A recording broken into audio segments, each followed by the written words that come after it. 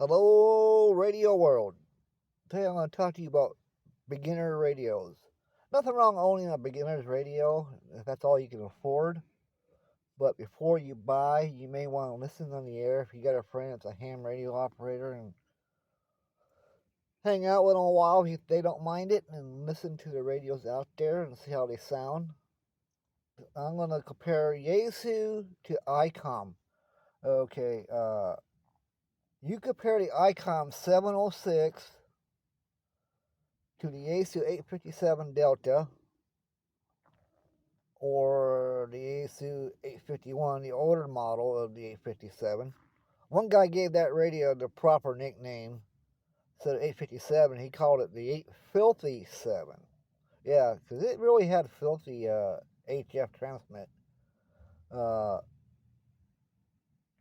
Yeah, the ICOM 706 HF 2 meter 440, just like the YAESU 857, and also the ICOM 7000. Those two radios blew away the YAESU 857. 10 times better transmit. I had an 857, and it seemed like all I had to do is always repeat myself. Okay? So I ended up taking that radio back to exchange it out. I ended up getting a YAESU FT950. And a year of those radios being made, the FT950 should have been the beginner's level radio. I mean, YAESU made that 450D. You talk about an ugly radio. Oh man, that thing is ugly. Okay? And there's one guy, he had one, and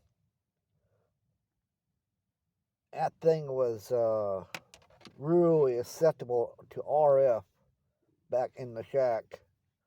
He didn't have his antenna up high, and you always want to run your HF antenna far away from the radio you can. Okay, try to avoid that RF back into the shack. Anyways, I forget what they call that, but I'm no expert.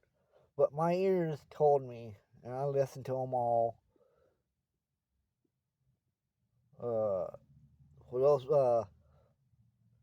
radios that's 2 meter 440 and HF, ICOM was the best. Okay, YAESU could not even compare to the audio. All right, I mean even the AM transmit was better in the ICOM than the YAESU. You know, now some of these radios out there, they don't come with an AM filter. That's one thing you're going to have to buy if it don't, because they really sound like crap without that filter. The 857 is really fuzzy and all that, and I had one, another guy had one, and he probably had it do about the best. It was awful. I mean, they had EQ settings and all that. That did nothing for that radio. And in the manual, they showed these extra options you could buy for that radio, and you go, "Oh, I'll get this. It might help it out." It was a better filter and stuff. It wasn't optional. You couldn't buy it from YAESU, whatever. But YAESU, if you see this video, why don't you read the specifications and look at the schematic on the 706 and the 7000? Because you need to match that or do better. Okay, because your 857 was really a filthy transmit radio. Okay, it might be okay for 2 meter 440, but that's all they're going to do. They can just buy a regular dual band radio. Okay, and like 8800, 8900 used to make. And all you guys out there, and you planning to get into HF, well, just remember this. you're going to build your own antenna. It's a lot cheaper to do yourself. But get the balun from HRO. Go down there and buy yourself 14 gauge or 12 gauge wire. And if you and I don't know, if you don't buy a whole roll and you only want to buy the amount you need to have to build that antenna, to get the total amount of wire you need, the math formula 468. A dipole antenna is a two-piece antenna, and to figure out each side, because they both got to be exact same length, unless you're going to use like a 4-to-1 balun, whatever there. The math formula for a regular dipole, which you can put it into an inverted V. Math formula is 234 divided by the frequency. It's like 80 meters. You just do 234 divided by 3.8, and that'll tell you how long each side. Yeah, now you see some people out there, they got some really nice stuff out there, and nothing wrong with that. But you also gotta look at it as like they made some $25,000 radios, maybe even more than that. But it's like, how much is the most expensive part in that radio? Okay, those are like a limited edition made radio, and that's the only radio that's gonna be worth any money. Okay, and you never know, that radio could have a $2,000 part or a $4,000 part. You know, I had some friends. I know one guy, JK6MB. He built a cool little mobile antenna out of PVC pipe and end caps. You can see that on my QRZ page. Just type in Kilo Charlie 6 November Fox Victor. You can see a picture of his little multi-band mobile antenna he built. Really good, but no, you have to make your own mask pole for it because the Hustler won't do it. So you got a friend knows how to weld. He can build you a little mask, and you make a nice little flat base and make it really strong so it don't flop around. That's the problem with the Hustler. And the two best-selling amplifiers out there is the Ameritron and the Alpha. Now, there's a guy out there, he's building a little cheap amplifier, and it does all these bands. It sounds like crap. Yeah, it's called the RM Italy. I knew a guy, it's either K6EM or KE6M. You know, he had a YAESU FT5000. He was running a Ameritron amplifier, talking to the old boys down there in Australia on 20 meters that night here in California. He bought one of those RM Italy amplifiers that made that FT5000 sound like garbage. Yeah, you don't want that amplifier. Okay. And here's a lot of secrets. A lot of hams won't tell you something. There's some hams out there that are stingy, okay? They won't tell you this, except for the big boys. They may tell you the less tubes the amplifier has, probably better off. And 4 tube versus 1 tube, you're better off buying that one with 1 tube. But be careful about buying like an old Henry out there or Kenwood 922 Alpha. They've been known to spike, and they blow up these brand new radios they make today. So, anyways, and yeah, there's some neat features out there. D-Star and Fusion. I think the Fusion sounds better than the D-Star. You ever see a person take a shot of helium out of a balloon and started to talk? It kind of sounds like a duck. Well, that's what D-Star sounds like. And the signal's always breaking up. My favorite mode is FM and sideband. Okay, so I've been waiting for YAESU to come out with it back like they used to do it. They used to do it. Kenwood, ICOM, YAESU, they'd make just a dual band radio that had sideband. All right, or a mono band, or whether the two.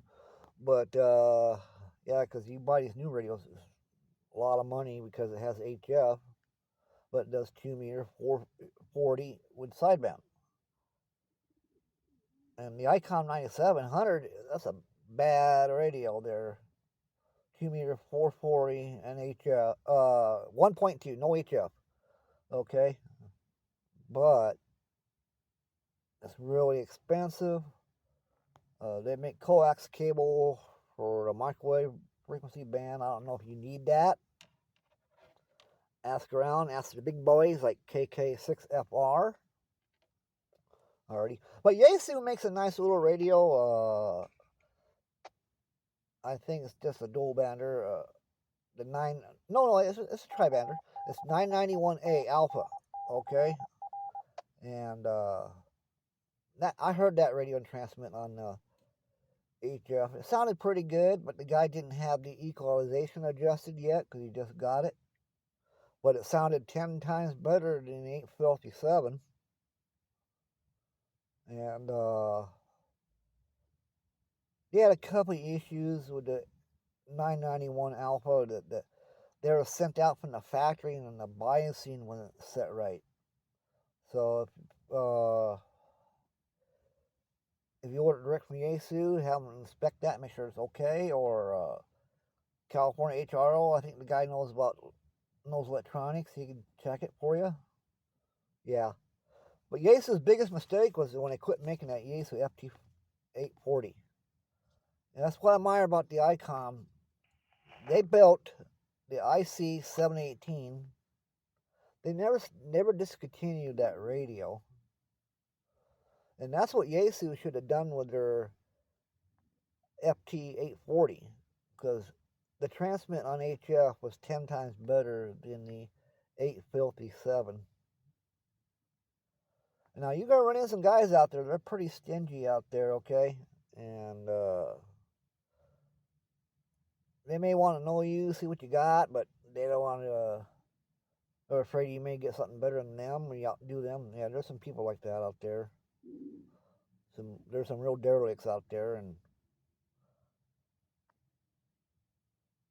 and you got people out there, they're jealous of each other. I have seen it on HF out there, and they didn't like each other or whatever, I don't know why. And then you got your pranksters out there. Yeah. But if you want to learn about more about type of radio stuff to buy, you may want to, if the lowest end radio you want to buy, maybe you want to talk to N7IU or KK6FR, or if he ever gets back into radio, K7ZAR. Yeah, because like I said, I don't know about the YAESU 1200. I don't know how good the transmit on that. I don't remember hearing it. It's a shame they quit making the FT3000. YAESU, why don't you put that back in production? And Kenwood, they've been doing nothing. It's like, as far as HF, they're selling leftover stock. They only came out with a handheld radio just recently, but nothing in the HF market. So I'm kind of afraid of buying an HF rig because I may need them to fix it, and they don't work on them no more. So, and there's some guys out there, they're really good repairing radios. They may work out of their house, okay? My technician worked out of his house, and he was the best. And he got a partner, and they hooked up over by a truck stop, and boy, was he making the big bucks then. But yeah, there's one guy out there, we're not one of them guys out there who works out of his garage, out of his house. Well, he just didn't have that overhead that the guy worked out of his house. But